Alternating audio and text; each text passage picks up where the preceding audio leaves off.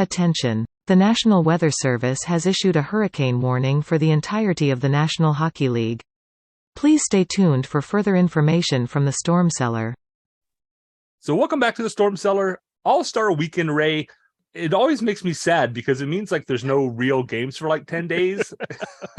And as everybody knows, like my emotional status is often dependent upon the previous day's hockey game. And so right now I'm kind of in a lull. But in 7 days, 6 hours and 14 minutes, I leave to come to North Carolina.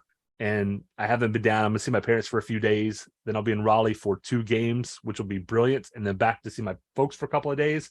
So, and it's not negative 12 degrees here today.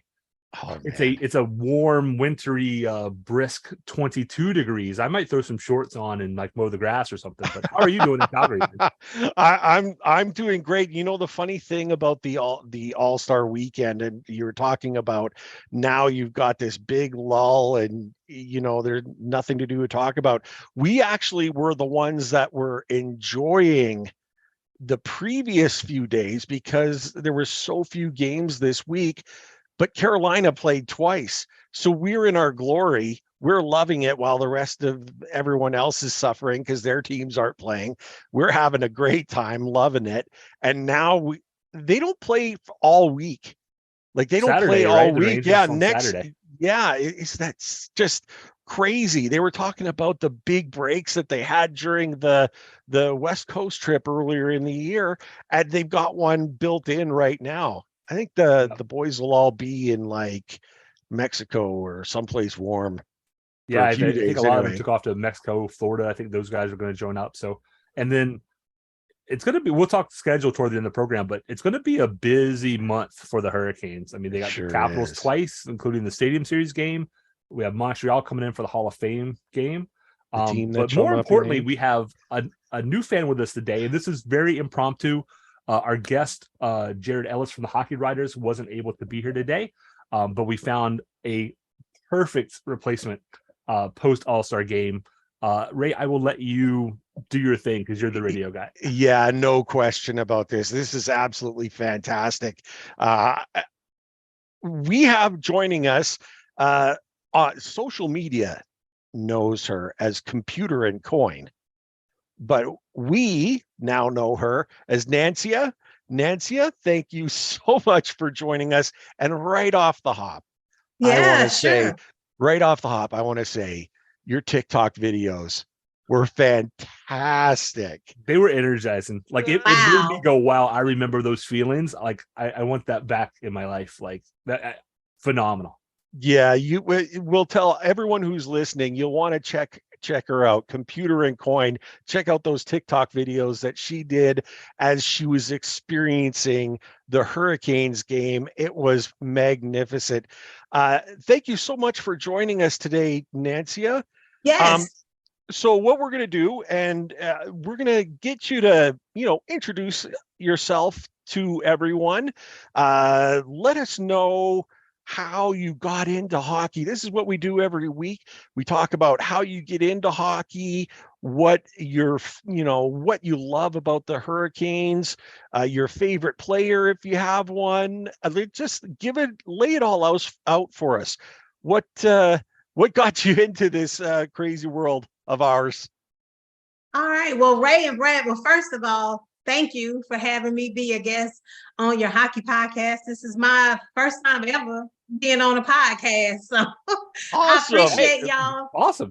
I appreciate y'all reaching out to me. And it was a little bit, all of this is still very surprising, a little bit overwhelming, but I'm just trying to embrace it with an open mind and an open heart. So I appreciate both of y'all. To everyone else, hey y'all. My name is Nancia, or I go by Computer and Coin on all social media platforms. Born and raised in Carolina, born and raised in North Carolina. My people are from the Low Country of South Carolina, about an hour outside of Charleston. I still have family, lots of family down there. I still have family that live down there where there's literally no stoplights. It's just all stop signs. I have family that live on dirt roads, living good, prosperous lives deep in the country of South Carolina. So I'm a nurse by trade. but my specialty is tech, so I'm a little bit special. Have a specialty that I work in. I worked in tech for almost 20 years now, and so that's basically who I am.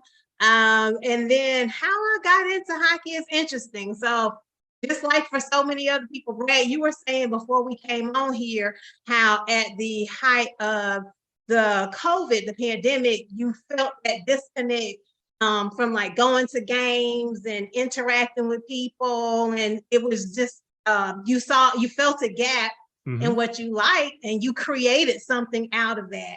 And so for me, just like for so many other people, the last 3 years were very challenging going through the pandemic. I'm a nurse, even though I work in tech. It was still as challenging for nurses, no matter what specialty we were. The pandemic was just, the profession of nursing is still trying to recover, because it's just really difficult and tough for us. And so same for me. So now that the world is starting to open back up, I was like, I got to get out this house. I got to get out the house. It's just, just after the pandemic, need to do something different, try something different. And I was like, well, what can I do that I have never, ever done before, don't know anything about? I was like, I'll go to a hockey game. So I literally just know nothing. I've heard of the Hurricanes. Like, I'm born and raised in North Carolina, but I never knew anything about hockey or know anybody who watched hockey growing up. That's just not what we did in my family or my friend circle. But I was like, it was literally just so random. So I just got on the ticket website, went to the Carolina Hurricanes page, and I was like, well, I'll just go to a hockey game and just do that. And I went to that first game, and it was just like, it was almost like going to Disney World or just something. I didn't know what to expect. I didn't know what to wear. I even had to go like on Pinterest and Google what to wear to a hockey game. How do you act?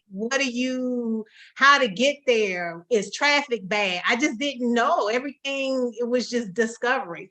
But when I went to that first game and I walked into the arena and it was just loud, and I was just like, oh my God, it was just so exciting.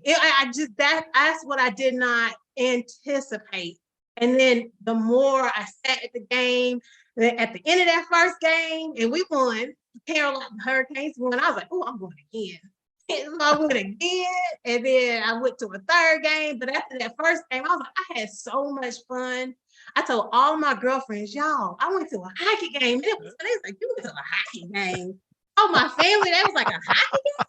What you doing at a hockey game? And I was like, no, listen, hear me out. And I told my sister, and she was like, you're so excited. She said, why don't you just make a TikTok about it? I was like, well, nobody cares. Like, the people who follow me know me for like tech, because I talk about tech and money usually. It's my name, Computer and Coin. I was like, okay, well, I'll make a TikTok. Yeah, that first TikTok, it did okay, a couple of times, but that second one, I think it's almost at like 200,000 views. And I was like, what is this? So, and then you all reached out, and yeah, so I gotta ask. That gives you guys a good background. Oh, amazing. Yes. The fact that you were just like, I'm going to do something I've never done before. A lot of people won't do that, right? They just, you're scared of the unknown, don't know what you're going into. I love when people are like, I just did it, and let's hope it turns out for the best. It sounds like you had a great time. You mentioned like Carolina Duke before we came on live. You walk into PN, and what was your first game? Who was the opponent? Do you remember? The first Bruins Carolina was your Duke second, game, right? I went to. No, the first Hurricanes game. Oh, the first Hurricane game I went to, I think it was Pittsburgh. Okay. I thought the Bruins game was your second game, I think. The Bruins was my third. Pittsburgh. Okay. Who was the first game? I don't even remember. I have gone to 3 games. I know Pittsburgh and the Bruins. So I can't remember the first game I went to. No problem. But the atmosphere. So I went to NC State. So Carolina Duke, to me, I get that level of importance, right? I remember, seeing UNC and Duke play NC State in Reynolds Coliseum, and the atmosphere. You walk in the door and you could feel that energy. Did you feel that from the Hurricanes game? Because this is a middle of the season game, right? We're not even talking playoff level yet. But Really? I bet that excitement Really? was, I bet you could feel did it feel that like charge, like this is going to be something kind of special? It did. It felt electric. If that makes any, like it felt, I Oh yeah. felt Oh yeah. like I was That makes already sense. excited because I didn't know what I was walking into. I was like, how are people going to treat me? And you all see how I just didn't know. I was a little bit scared. I was like, and I told my sister, and she was like, "Were you safe? Were you?" I was like, "I was fine." But I just, when you just don't know what type of environment that you're walking into, there's a little bit of fear there. But I did not want to let that fear stop me from just going to a game because, again, I needed to just, kind of recover from the pandemic. But when I said it really was electric, and that it was just so exciting. And I don't even think when I walked in, because I missed first puck drop because I just didn't know how thick traffic was going to be and the time and everything. So I got there like late in the first period, but they weren't even like scoring or anything. But it was just so energetic, and I was like, "Ooh, okay, this is interesting." And yeah, so it definitely felt energetic when I first walked into the arena, and it cold. So that was because I read a lot of that the arenas are cold. I was like, "Oh, it is cold in here." So it's Now, cold, and it was very exciting. It was cold to okay, me. so there is so much to unpack here, and Oh, I love everything. So, but the first things first, and I think I can speak for Brad. Um, Thank you for what you do as a nurse, whether 100%. tech or otherwise. I have an unbelievable amount of respect for anyone in healthcare because it is the most thankless and difficult jobs, and that needs to change. You know what I mean? It needs, as far as the thankless part, we need to pay attention to the hardworking, difficult situation nurses Yeah. out there. They're the real heroes in hospitals. We all like doctors, and doctors are great and they could do great things, but nurses work so hard. Yeah. And And the mental health aspect too. So Yes. see, I 100%. was an So Yes. EMT at thank various you. levels. So I Thank you. get it, right? I left because of my mental health. And it's Right. not. So I'm Okay. glad you were able to find a way to like release maybe some of that, get some good vibes going, because that's tough in the medical profession, right? Yeah. So shout out to all the nurses. All Thank the you. specialties, no Absolutely. matter where you're working. Just I appreciate y'all, and I know it can be difficult. Just take care of yourselves. Please do what you can. If you have to step away, do that. 100%, Nancy. So I wanted to get that out of the way because Okay. that's important. But now, so you went to your game. Did you go by yourself?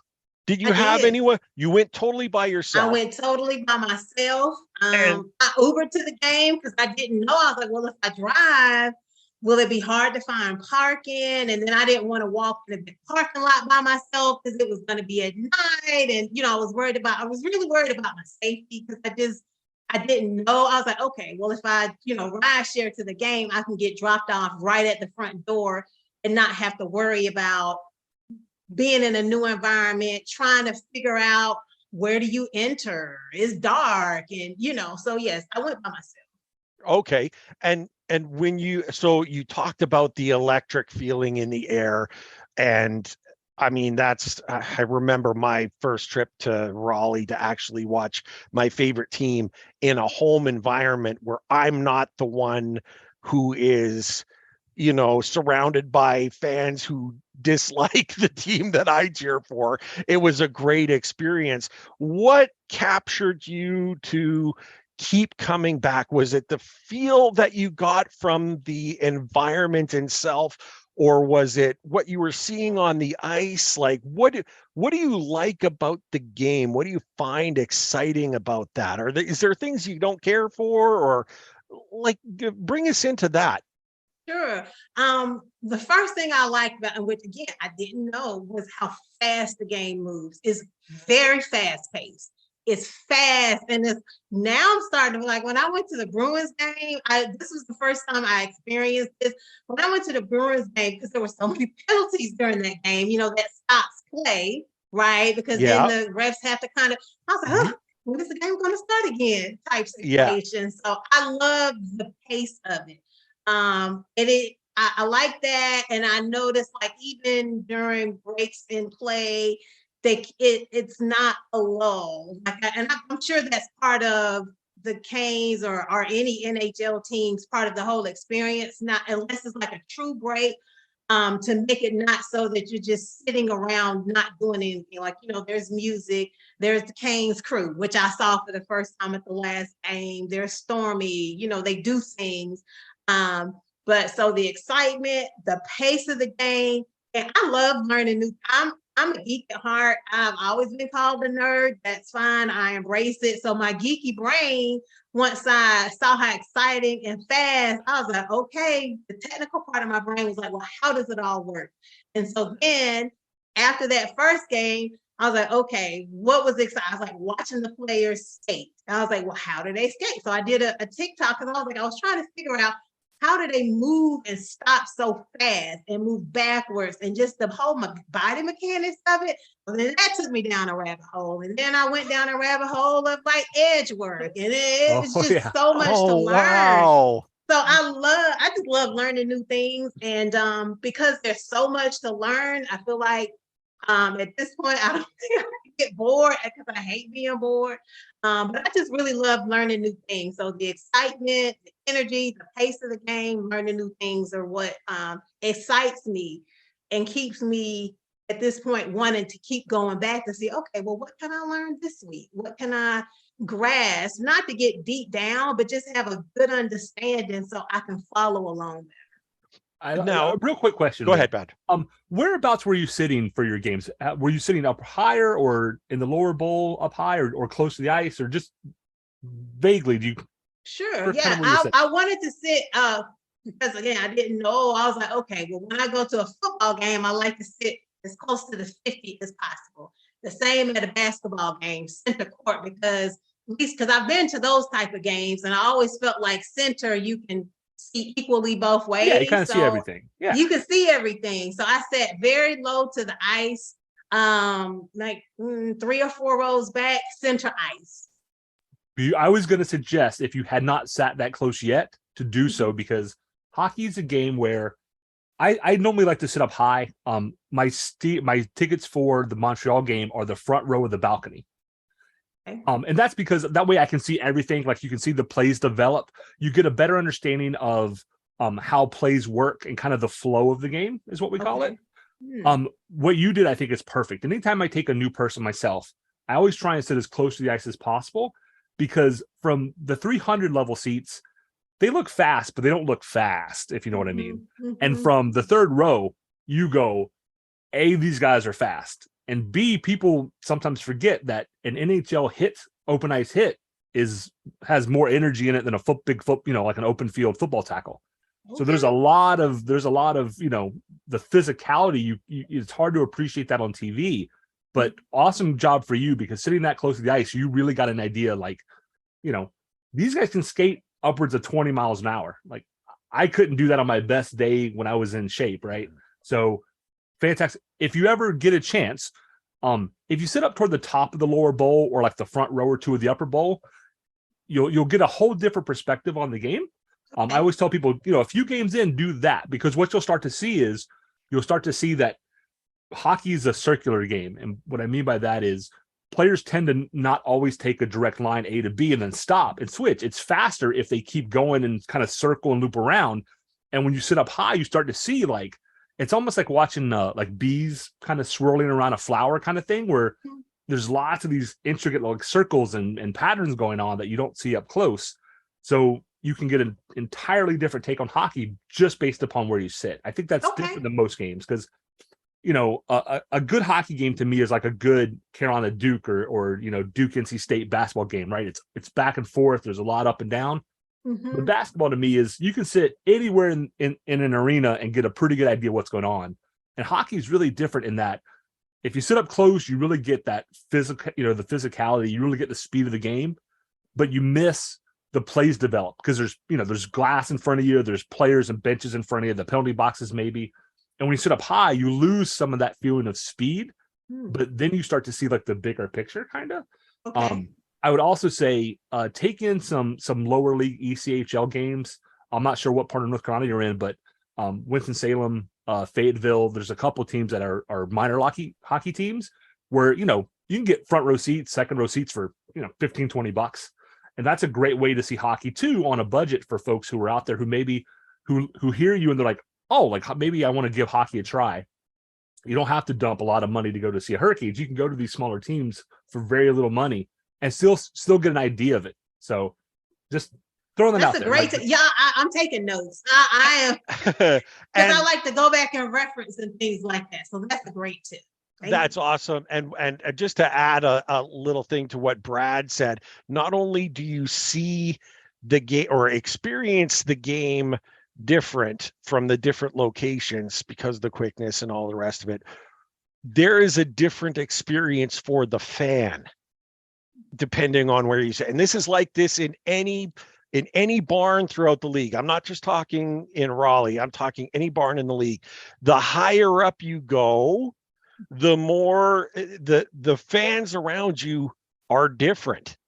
Yeah. It's a different experience. It's a different feeling. And sometimes, you know, sometimes it can be a little difficult. I'm not going to lie, because and I've been in places where you go higher up, and I don't want to say they're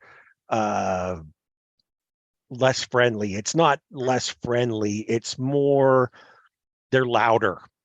Yes, they're louder, and they are big on, and they'll chirp opposing fans, they'll whatever, and you don't always see that when you're down lower, but it's a different experience for the game. And I'm telling you, Nancia, when you're up high, like Brad said, when you're talking about watching the game, when you see a goal scoring opportunity develop from the very start, you just totally lose yourself right in it. You get goosebumps. That's exactly it, Brad. Thank you. That's the exact word. When you see it happen, like all of a sudden where a 2-on-1 develops, and your excitement will build and swell and grow. And when they score, you saw it coming the whole way. Okay. It's an amazing feeling. It's a great feeling. You know, y'all, it's interesting that you said that about sitting, just the people around you sitting low versus sitting high. So the first 2 games, I sat very low, like behind the plastic. No one talked to me, and that's fine. I wasn't there to like talk to people. I was there to, you know, as a fan, to take it, and it's fine. No one.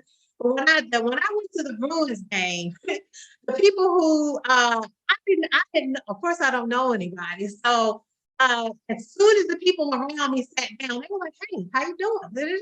And then they were talking to. I didn't say I was new. I probably looked like really new and green, but there was like maybe sitting to this side, and the person, okay, now see, and they were talking to me, and I was talking back. I was like, well, what does that mean? What does this mean? And then when every time the Kings scored, they started high-fiving me, you know. Interested, and then like when every time Marshawn had the puck, the people around me would boo him. I was like, why are y'all booing Marshawn? And I was like, oh, he said some things about North Carolina last year, and Roy Cooper, the governor, got on Twitter, and so it was definitely more engaging. And the ladies, they were like, "Are you coming back?" And I was like, "Well, I guess I am." And they was like, "Well, we sit here every time." It was different. So when you said, Brad and Ray, that the fans down below versus up above is different, it was definitely a different experience for me sitting high up. I was like, "Oh, they turned up here. It was more fun up there." So, yeah. I'm glad you had a good time. It's Ray's right. I'll try and keep it quick. You know, I'm here. I'll go see the Hurricanes at Boston Garden, and the people who are down low are typically going to be corporate types, like white collar types, right? Because they can afford $300 or $400 for a seat. The guy in the nosebleeds is probably a blue collar plumber, electrician, whomever, who this is how he spends his money, and they get into it, right? This is stress relief. So alcohol tends to flow a little more liberally up high. It does. So it can be a little rougher sometimes, right? Some people take things too far. You have to be aware of that. I've met some fantastic people sitting in the very last row of Boston Garden. Yeah. You know? And so it depends on who you're with. And for the Hurricanes specifically, there used to be a couple of fan groups. I think it was 326 Ray and 328. Oh, wow. Like there are groups that online people are like, oh, like they're part of like the section 326 group, right? Because there's 100 people there that just go nuts together. You said earlier you really didn't have anybody to go with. I promise you, after that we have this podcast out, you will have plenty of offers. You will never have to go to a game alone again if you don't want to. We have 100%. well over 1,200 folks follow us, and then who knows how many people, thousands follow them. And if a lot of them also are like, hey, I have an extra ticket. So you'll get people reaching out to you who are going to say, hey, Oh, wow. don't go alone. We have tickets. Come with us. If you get a chance, Ray, we'll message the Canes. We'll send out a flag to the Canes. I think we need to get Nancia to the Stadium Series if they could pull that off. Wow. Oh, totally. Yeah, you need to experience your that. TikTok reminded me of when during one of the Tampa Bay Lightning Cup runs, an African-American gentleman posted a video similar to yours who was like, I went to this hockey game. I didn't know what to expect. It was phenomenal. And he like, it blew up. It went viral. And the Tampa Bay ended up, I think, bringing him to, I can't remember if it was a Cup Finals game or I think it was met him in a playoff game. I don't remember what round, just to be like, hey, like fans like you were the reason the game grows. And I hear that, and your enthusiasm is contagious. Like I could feel it myself. Like I remember being a new fan, and that's what the game needs. And that's what our podcast is kind of about is, because you'll have people, and if you ever hear people like, oh, you're a bandwagon fan, you don't know, you're new, don't let them get to you, because they're in the minority, right? They, at some point, they were in the same position. They just don't want to admit it. Exactly. Everyone has been a bandwagon fan at one point or another. So that sort of nonsense, you can just disregard completely if anyone's cracking on you. So don't worry about that. The Caniacs as a whole are a great group. And you know what? And this is one thing that, as Brad was alluding to, and you kind of hinted to, I've never had the pleasure to be in an arena when the Tar Heels are playing the Blue Devils. I've never had that experience. I want it desperately. Go Heels. I love my Heels. This is a different. Yeah, no, I know you don't. You're a state man, and that's fine too. This is what's interesting, and what your experience is here. The Hurricanes. I mean, I know how much the Heels dislike the Devils.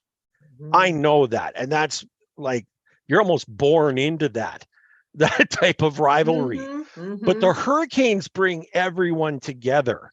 You know what I mean? I don't think you would ever see a Heels fan and a Blue Devils fan or a State fan or whatever all sitting together and having a good time at the basketball game.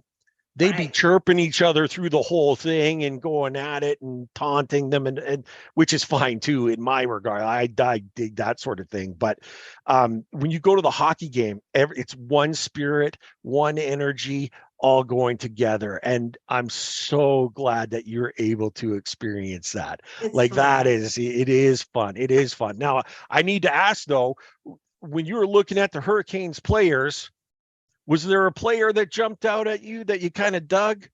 That was like, man, I like him, because everyone has that initial experience where you go to the game and you see the players going and you go, man, there's a connection. Something happens in the game and you just connect with a player. You like what they do. Wow, he's super fast. Holy cow, that shot is unbelievable. How hard he shoots. I dig him. Did you have one like that at all?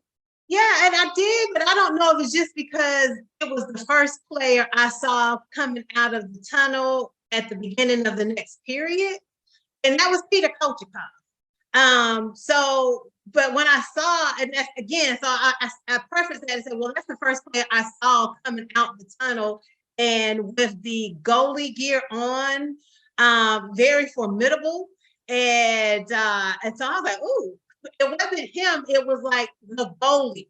So him and Anderson and the whole team, I'm very interested in learning about like left wing and right wing and center. All I know is I just learned the positions like a week and a half ago, so I don't know, the mechanics. Yeah. But when I watched the goalies, because like at the Bruins game, I noticed the goalies at some point came away from the net. They had open net, or they got into the play. So I was like, oh, the goalies have to defend the net, and sometimes they have to actually play on the ice versus like center, left wing, right wing. Seems like they have their positions, but it was something about Kochetkov and how the goalies had to defend the net. I was like, ooh, his eyesight must have to be like an eagle. So, but again, I preface that by saying he was the first one I saw come out the fan tunnel, and I saw the uniform, and then all of the gear, and just like how they defend the net, and also engage in play, and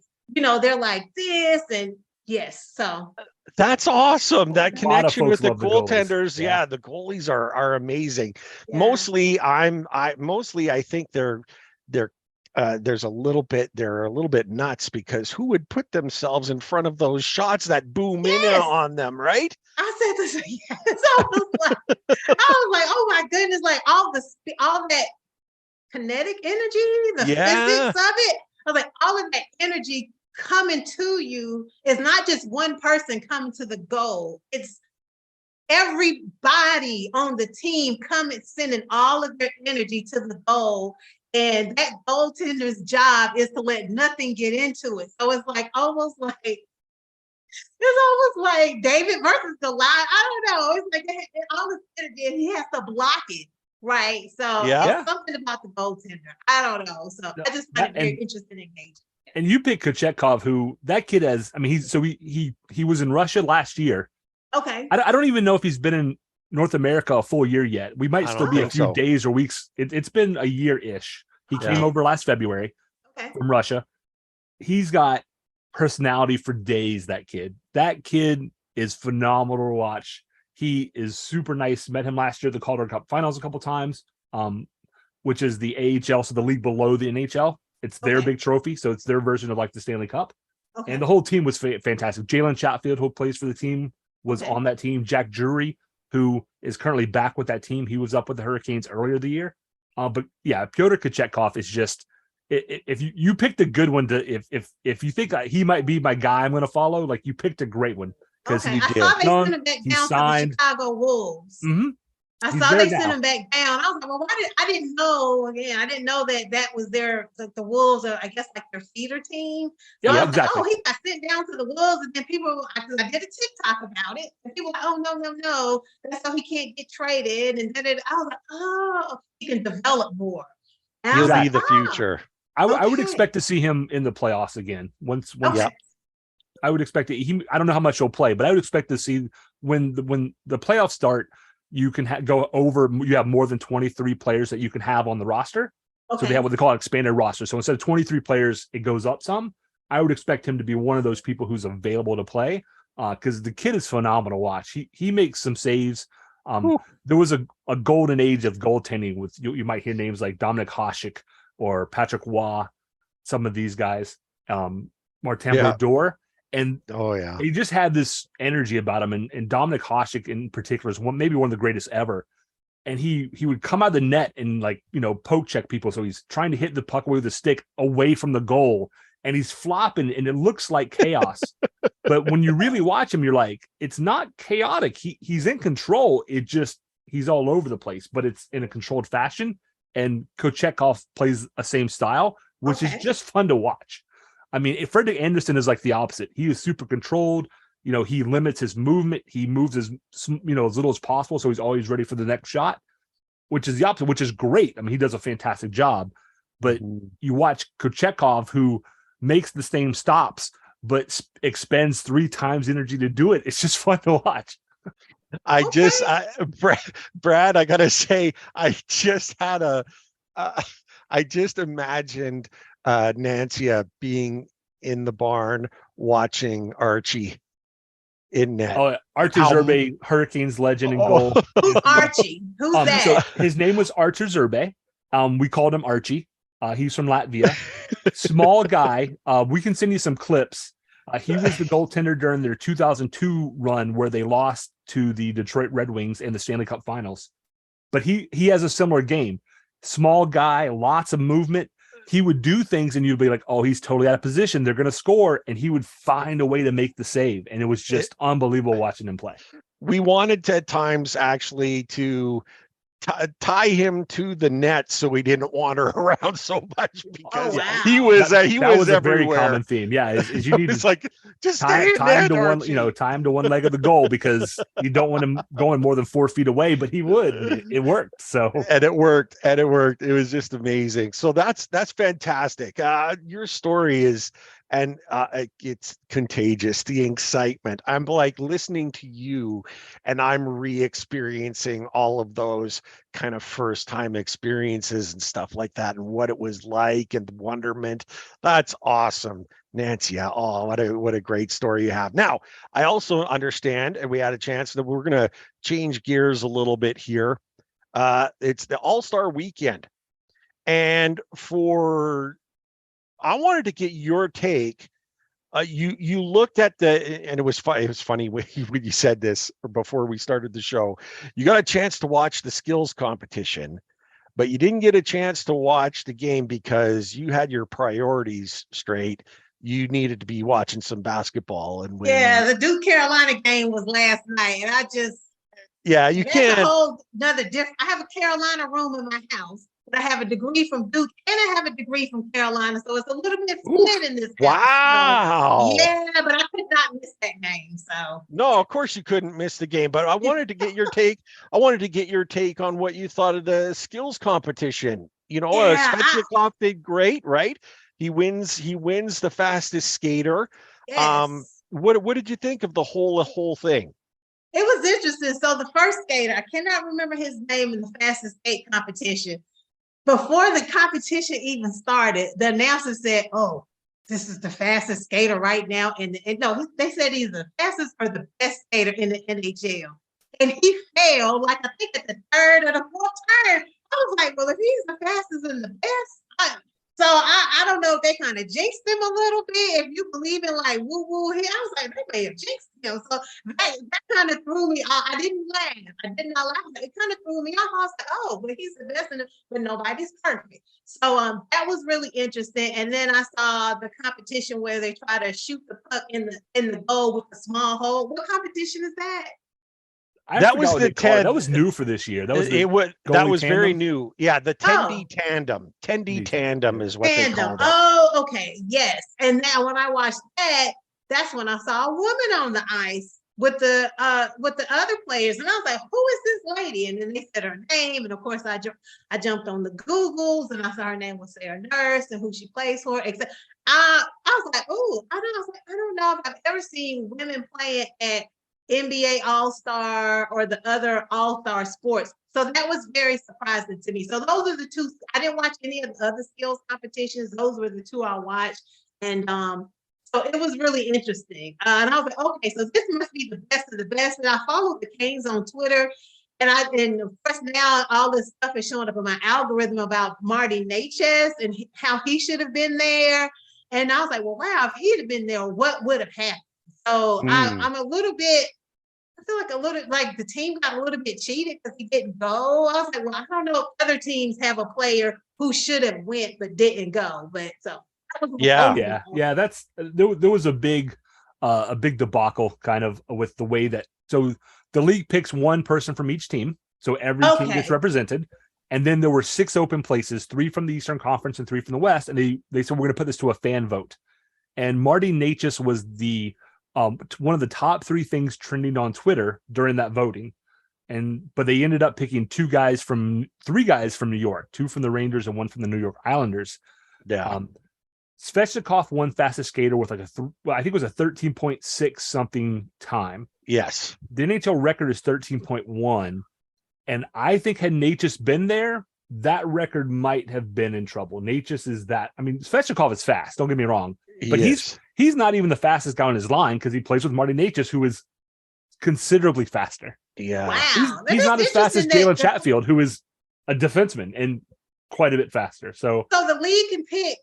I heard you say that they picked 1 player from each team, but they ended up picking 2 players from the same state.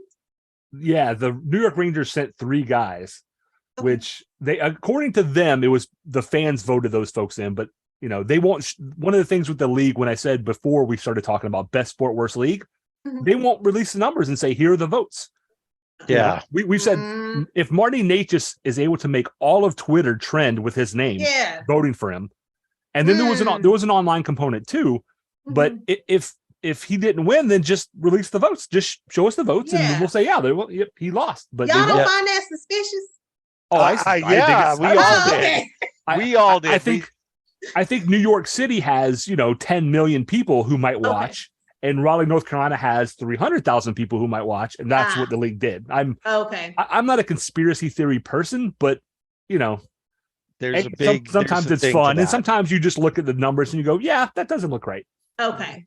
Gotcha. Yeah, there's definitely a thing to the conspiracy there. I agree with you wholeheartedly.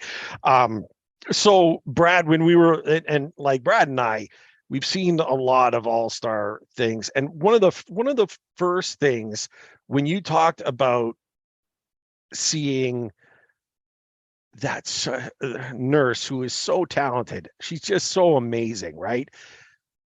That's where you first noticed her. But the problem was, and Brad and I both texted each other immediately during the game when they were doing the broadcast. Okay.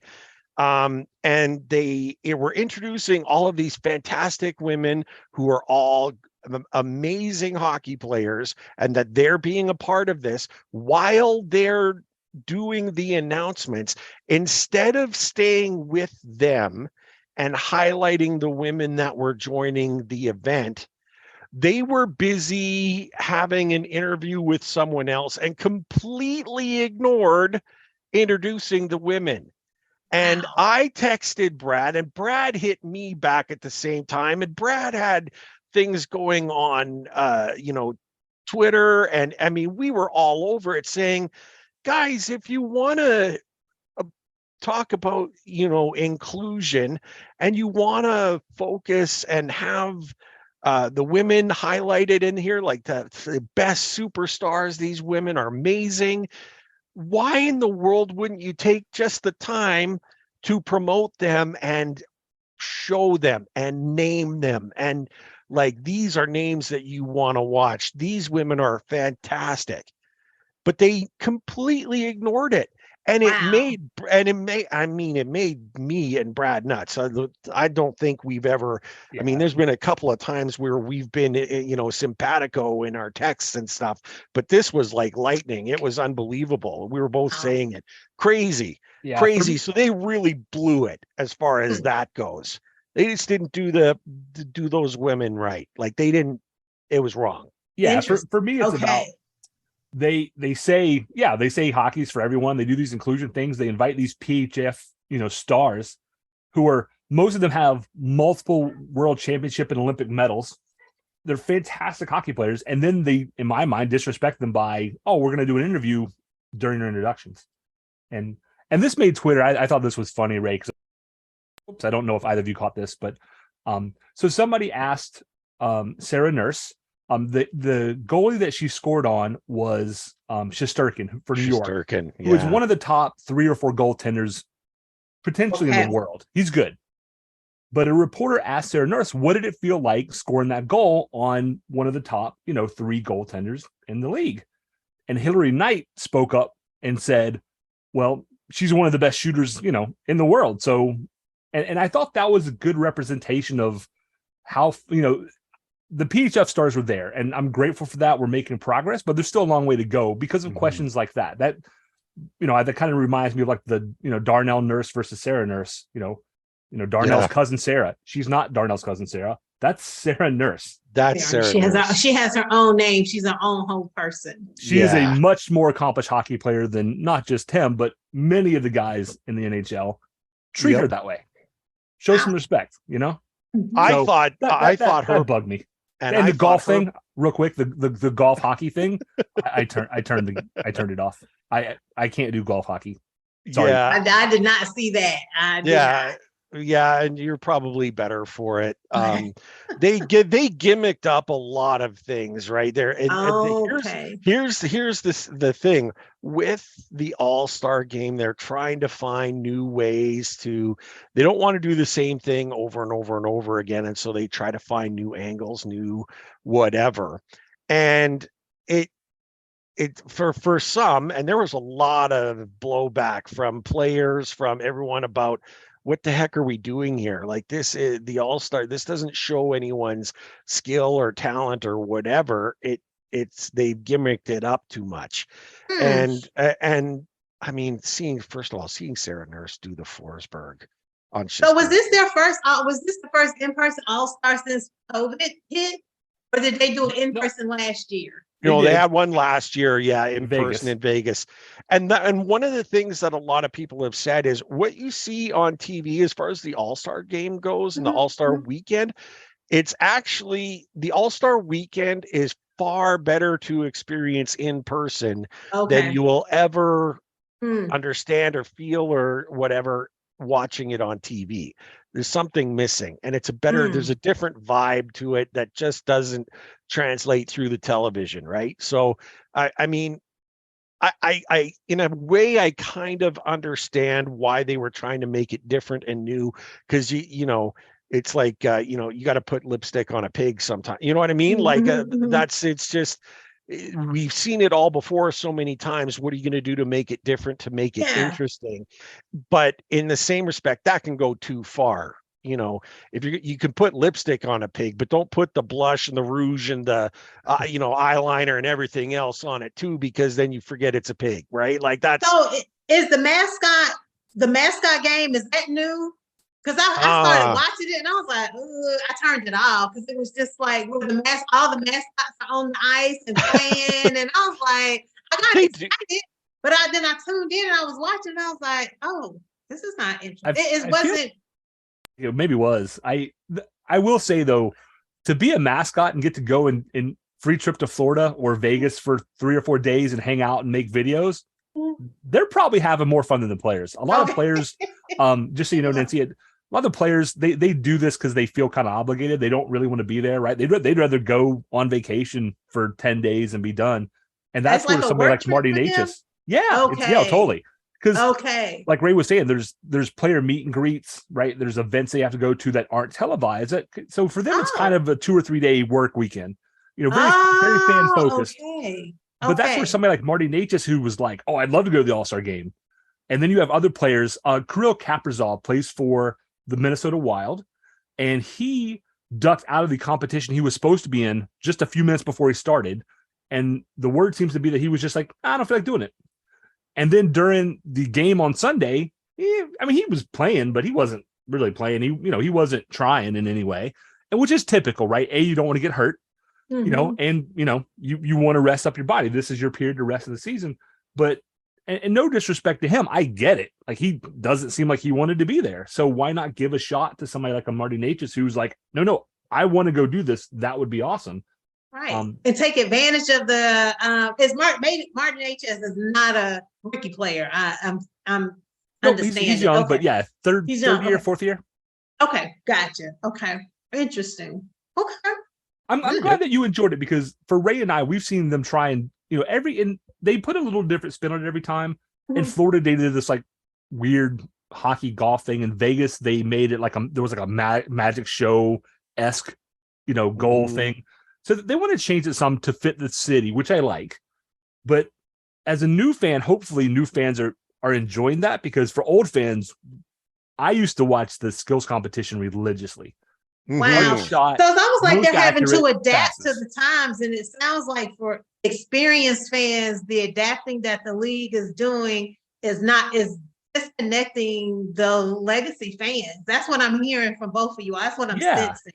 My biggest thing is the hockey golf thing. Like, okay, that's fine for somebody, I guess, but it's a skills competition. I want to see the 7 or 8 guys with the hardest shot compete for the hardest shot competition. I want to see the 7 or 8 fastest guys skate the fastest, right? I want to see what can these guys do when there's not somebody trying to hit them.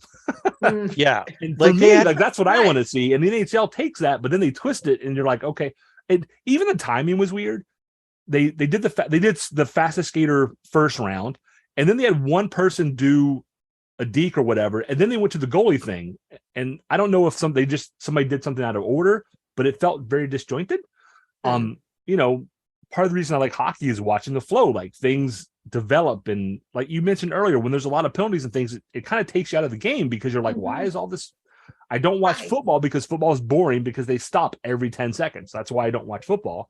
And even with like a skills competition or a big production, you know, it feels like, you know, you want to keep the things going, but then they start to interview while they're introducing the PHF players, you know, then they're going too fast. And it's like, you know, you just sounds like they they may need a need stage to kind of manager to change run up. the show. NHL may need to make some modifications there. That's what I'm hearing. That's what I'm sensing. So yeah, I think so.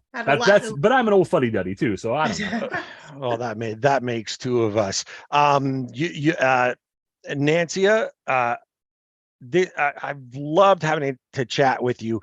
There are some, and we've always said, and at the Storm Cellar, everyone is welcome. You're always welcome to come into the Storm Cellar and chat us up. But sometimes you got to escape the Storm Cellar. And right now, I have to escape the Storm Cellar. So I'm going to leave you in the more than capable hands of Brad. You and Brad can chat it up, Nancia. It's been an amazing experience to meet you, to talk with you. Thanks you for reigniting my love of hockey, because that's exactly what you did. So fantastic. Thank you, Nancia. And you know what? Do what you can to hook up with us. We'll be at the Stadium Series on Saturday. We'll be tailgating. We'll be having fun. I want to meet you in person. Thank you in person for everything that you do as a nurse. And honestly, just thank you for joining us here in the Storm Cellar. This is fantastic. Brad, I gotta bail. No problem. Cheers. So yeah, Ray had something pop up. So Ray has to run unexpectedly. It happens, right? Sure. It's the reason we got you on today, luckily, was because, and I said Jared Ellis earlier, it was actually Jacob Billington, who also writes for the Hockey Writers, who, you know, he had a family emergency last night, and we were able to get you on. So things work out, but and we're kind of toward the end anyway. We don't want to keep you all day, but I did want to talk a little bit upcoming schedule. The Hurricanes get back to work on Saturday against the Rangers, and then the Capitals come in on Tuesday, or I'm sorry, the Hurricanes go to Washington on Tuesday to play the Capitals. And that's traditionally been kind of one of the rivalry games for the Hurricanes. Okay. And then there's two big games in a row. Wednesday, the 16th, the Hurricanes, so they've raised a few numbers to the Raptors, right? They've retired a few jerseys. Coach Rod Brindamore, Ron Francis, who is Ray's favorite player, Glenn Wesley. The Hurricanes have decided to have their own Hurricanes Hall of Fame. And the inaugural game for that's going to be on the 16th against the Montreal Canadiens. So if you get a chance, that would be a great game. I know there were tickets available the other day, even inexpensive seats were available. That might be a good game. You might want to check that out. That's going to be one of those historic moments in franchise history. So that's going to be Thursday, the 16th. And then on Saturday, and tickets are bonkers. I think the tickets right now, the cheapest ones I've seen are going for about $300 or $400. Because they're all resale tickets at this point. But Stadium Series, just so you know, Nancia, they've been talking about having an outdoor game in North Carolina for since before I moved to Boston 15 years ago. Oh, it's never been done before? Not in Raleigh. Oh. And so I have been waiting for this game for 20 years. And Ray's coming down from Calgary. Ray and I have known each other since 1997 online. We met for the first time just last summer. He came to Boston. So this will only be the second time Ray and I ever seen each other in person. It'll be our first time going to see a hockey game together, which is going to be amazing. We have invites from so many people to come to tailgates, and just very much like, very much like was it Kenan Stadium, tailgating. Officially the game starts at 8 or 8:30. The parking lots officially open at 2. I'm sure there'll be people in the parking lots by 10 or 11 a.m. Wow. Oh my God. I did not realize it was like that. I've told many people, even if you can't go to the game, if you like tailgating, that might be a tailgating event to come to and just walk around. Through Twitter, you'll definitely find people to hang with, that kind of thing. It's going to be a huge event. But I was going to ask, even with those big events aside, like, are you looking forward to going? Are you planning on, going back, getting back to the arena soon?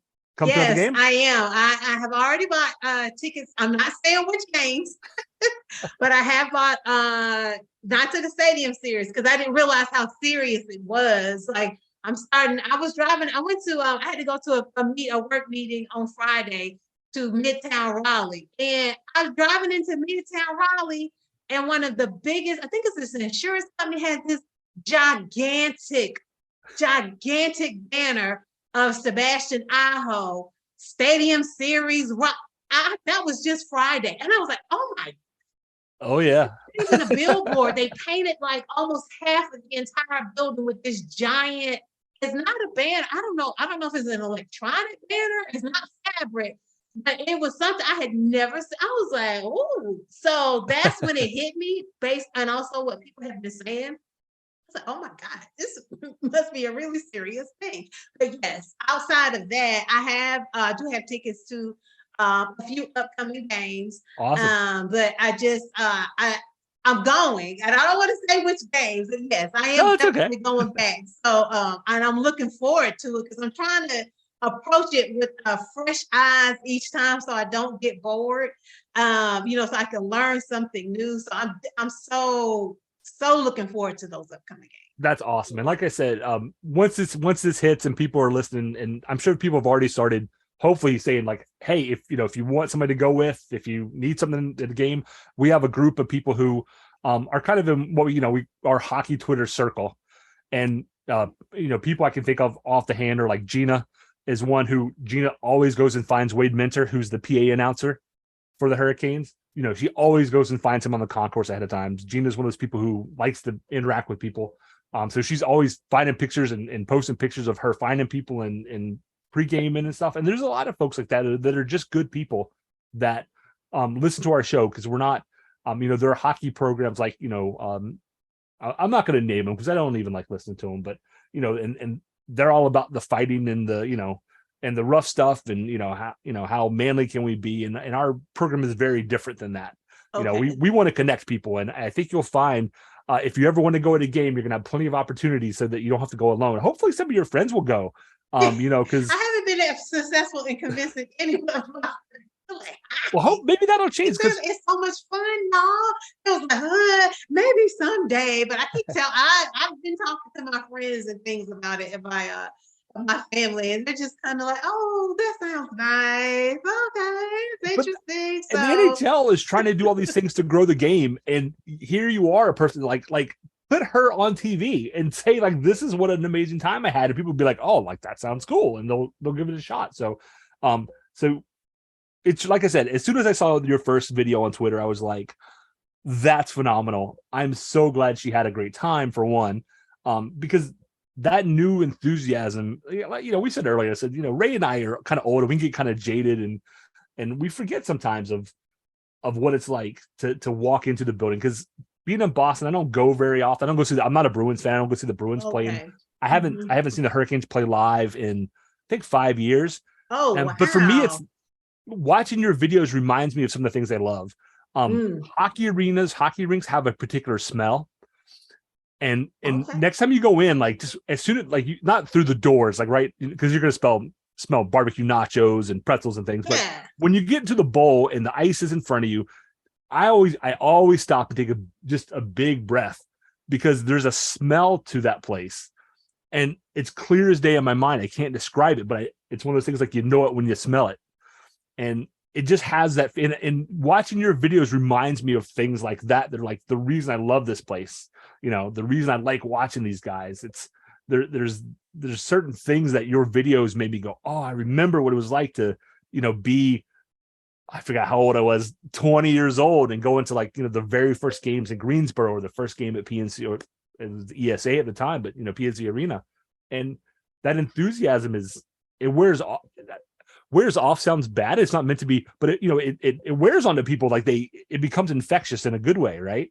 Gotcha. That's why when I saw your videos, I'm like, I want to talk to her so much because Thank I you. think that people I've seen interact with your video probably feel a lot the same way. They're like, oh, like, Yeah, look at this person who tons of who's like, people. That's what was so surprising to me. People from Canada was like, I've been hockey fan since I was 3-4 years old, but your video was so interesting to me, and that's what it's. And people are still leaving comments on that video. I think it's almost like it's almost like 2 weeks old. And then online world is 30 years ago, and yeah, people right? are still leaving new like, oh, and I just did not. I literally, because my typical circle and people I typically interact with are not into that at all. So I was like, oh, maybe. So I appreciate that. I did want to give you all the shout out. I do have another TikTok that I posted on my page, and it shouts you all out with the Zamboni song. So what it is about that Zamboni machine, I just don't. The Zamboni machine, it's just exciting to me. Everybody loves it. Just makes me excited. Yeah. I don't know. And that's we've never met. I know the person who commented who was like, oh, it's not a Zamboni, it's an Olympia machine. Yeah. And it's somebody who I know through other social media who I don't think was trying to be rude or disrespectful, but just one of those people who like factual before understanding context. It was no problem. And that's when I was like, nobody sings I want to ride the Olympia ice resurfacing machine. I want to drive the Zamboni. Like that's it's and it was fine. When people leave negative comments, I'm like, these are just strangers on the internet. It's fine. I don't even okay. Hockey definitely has a culture that sometimes is very protective of its own and very well, if you didn't play, then how would you know? And hockey has that kind of culture. Okay. Because gotcha. Okay. Every kid I growing up in North Carolina, every kid I knew played basketball. So you can't say that about basketball, but most people who watch hockey probably have never played hockey. But and some people will take that to heart and they'll be like, oh, well, if you didn't play, how would you know? And it's like, no, that's not how this works. I've watched enough hockey that, I didn't play, but does that mean I can't be a coach? Sure. I don't, that's something you can do. So I saw that comment. I was hoping that if you see things like that, don't take them to heart because, some people are going to do that. I don't think that was meant in any ill intention. But it's one of those things where like, so what? I call it a Zamboni. I know it's an Olympia machine, but who cares? Like and that song, Gear Daddies, they have other good songs, by the way. Okay. So I can turn you on to some more music if you want, and that, I don't know why that Lego version, I think so when I sent you, is just super cute. So I loved it. I was like, oh, this is it. I was like, this captures and the lyrics and everything. So I was like, yeah. So thank you for that. There's a lot of good hockey. I'll send you some other things that maybe you'll like. Other good hockey music that's been around forever. Warren Zevon had some songs. The Gear Daddies, the Zambonis are a couple of bands who do hockey music. Like that's what they do. I mean, it's a little thing into itself. It's really fun, but and I think you kind of fit into that, like with TikToks and Twitter videos and things. Like people enjoy that. Like you said, people are still commenting on your video weeks later, and that'll probably continue. I that probably won't abate for a while because when they see somebody who's genuinely having a good time, you want to be a part of that, and that's what we hope all Caniacs strive to be. Is be good hosts, invite people in. If you see somebody who's new, talk to them, right? You said you had more fun in the upper seats than you did in the lower seats, in part because people they're welcoming you in, right? That's what it means to be a good fan. Yeah, they were really good today. I was like, maybe I look like a new fan, but they were just talking and explain. I didn't say, can you explain this to me? I was just watching and they just started talking to me and then high-fiving me. And I was like, well, I'm not with y'all. I didn't say it. I'm not, but they just made me feel like welcoming. And then the lady was like, well, will you coming to the next game? And I was like, well, I don't know. She's like, well, we sit here all the time. And I was like, oh, okay. So it was just really interesting to me. It was just so it's just all exciting. It's new. I just wanted to stay fun. I really want to be respectful to the culture because I know I'm a new person coming in and I don't know and know. So I don't want to come in, disrespect anyone's space if they feel like, hockey is a sacred space and a sacred game. I don't want to take any of that away from anybody. I just want to make the experience my own where I can enjoy it and people I know, who may want to enjoy it too. I think that's fantastic. That's probably a good place to stop on because I think that's a brilliant way to look at it, right? and hopefully you can talk some of those folks into coming, and then maybe next time your TikTok has you and a few friends or something on it. That would be amazing, because that's how, for years people said, oh, the Hurricanes aren't going to last. They're going to move out of Raleigh. There's not enough fans. And folks like yourself are the reason why they're not going anywhere. There's tons of fans. The Hurricanes are second in the league in attendance. Right? Really? They are. Yeah. See, everybody says they are. The NHL, I don't think even knows that, but there's a dedicated group of Caniacs, and the people who are welcoming and inviting of new fans are the ones who are going to help this team grow and help the fan base grow, and bring us people like yourself, because I've watched that video probably a dozen times, Nancia, and I've loved it every single time. Thank you. Thank you again. I appreciate to you and Ray for reaching out to me and being encouraged, not judging, because I'm, still ignorant of a lot of things around the game and around the culture and fan etiquette. So I appreciate the grace from yourself and from the other people who have extended it, and I appreciate it. So and I appreciate you taking a chance on us, because, like I said, other than a couple of quick Twitter interactions, you didn't know what you were walking into today. So thank you for putting your trust in us, that we weren't trying to, when this comes out, what we've said today is what you're going to get, right? We're not trying to put people or make new people feel bad about themselves. So thank you for taking the chance on us too. We appreciate it. And we've had a blast talking to you. I don't want to take you all day. We do have one tradition. Normally Ray forgets what we're supposed to do at the end of a show, and he'll say, oh, is there anything we forgot? And then we both say go Canes. So if you don't mind doing that with me, because Ray's not here. So I just say, do we do a countdown? I'll just say, is there anything we forgot? And then we'll both say go Canes. How about that? Okay. Right. No, I think we touched on every single thing. This was new. This was exciting. I had shout out to everybody. I had fun. So Nancy, I don't think there's anything we forgot. Is there? No. Go Canes. Go Canes.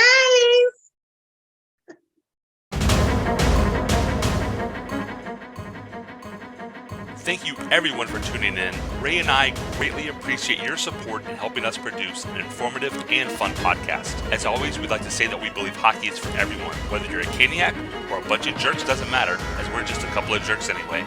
We would love to hear your questions, comments, and suggestions. We will do our best to answer anything hockey related.